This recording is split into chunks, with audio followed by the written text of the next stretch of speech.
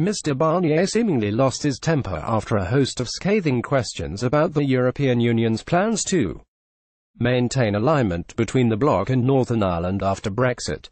The EU set out its 120-page draft Brexit treaty, which outlines the procedures of the process behind the plot to keep Northern Ireland aligned with the bloc. The European Commission's chief negotiator said there was no surprises in the document, which threatens to send shockwaves through Westminster. Theresa May was rocked in December when her supply and confidence partners in the DUP threatened to pull out of their agreement, which props up the Conservatives' minority government.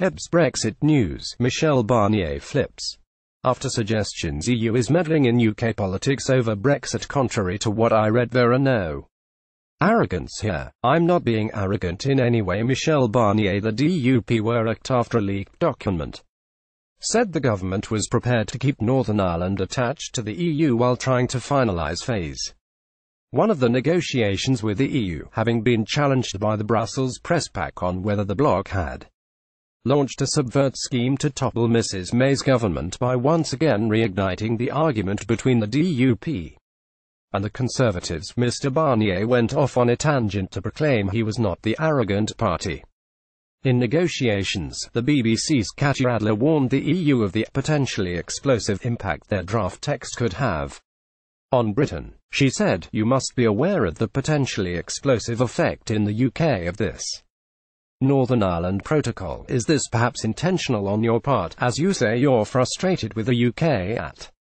the negotiations going so slowly? Do you want to shock the UK into action?" Paddy Smith from the Irish Times offered a similarly scathing analysis of the draft agreement when he was given his opportunity to ask a question to Mr. Barnier. He said, "Do you not accept that it is inevitable, if the backstop measure is approved, that a border will have to emerge on the Irish Sea, whether between the Irish Republic and the UK mainland or between Northern Ireland and the UK mainland?" The Telegraph's James Crisp also posed the question of whether the EU was risking toppling the government by meddling with the constitutional affairs of the UK.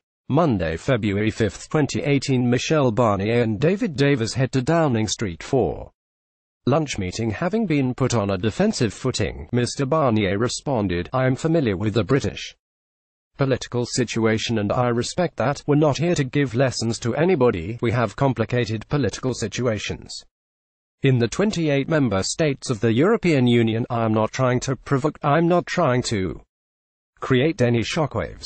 I want these negotiations to be a success. But it is my responsibility to recall that it is the UK which decided unilaterally to leave the EU on the basis on the outcome of a referendum. The UK, through a letter from Theresa May, initiated these negotiations in March. The UK established the date for leaving the Union 2 years after that letter and were 13 months off that date. I'm not trying to provoke anybody here. Contrary to what I read, there is no arrogance here. I'm not being arrogant in any way. I have immense respect for the UK, for its history, culture and leaders. I've said from the outset that I regret this decision to leave the EU.